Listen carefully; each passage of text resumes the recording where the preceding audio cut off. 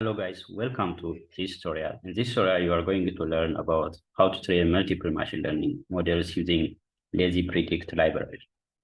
Lazypredict is a Python library that automates the process of building and evaluating machine learning models.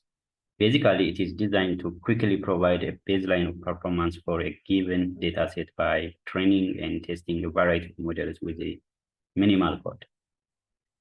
The idea behind Lazypredict is to allow users to get a sense of which machine learning algorithms might work well for their specific problem without having to manually try each of the models.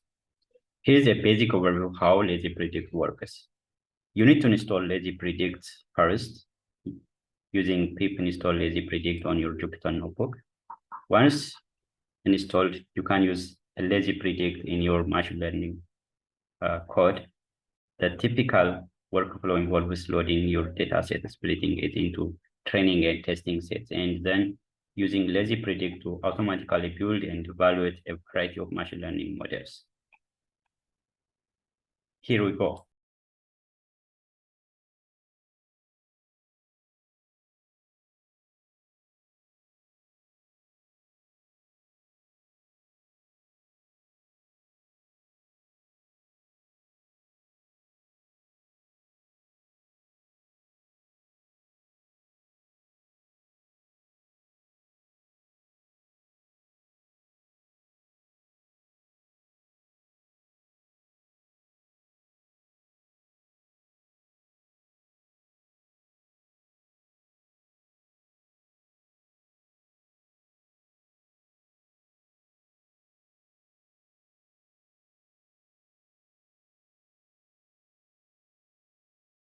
Here's the result of the training using Lazypredict library.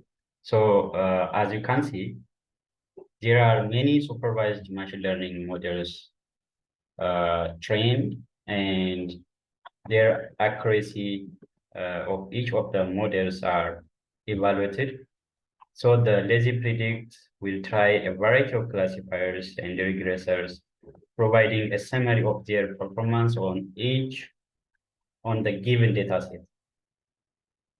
So in this table, as you can see, list of models, accuracy of each of the models, balanced accuracy, ROC, ABC, F1 score, and time taken to train the model.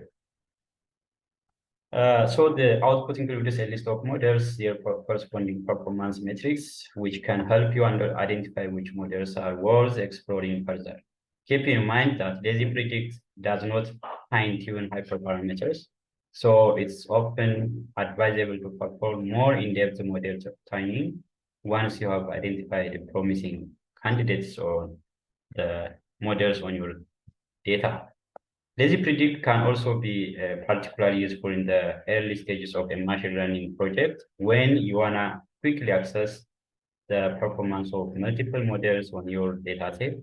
However, for production level models, it's usually necessary to fine-tune the selected model and optimize its parameters for better performance.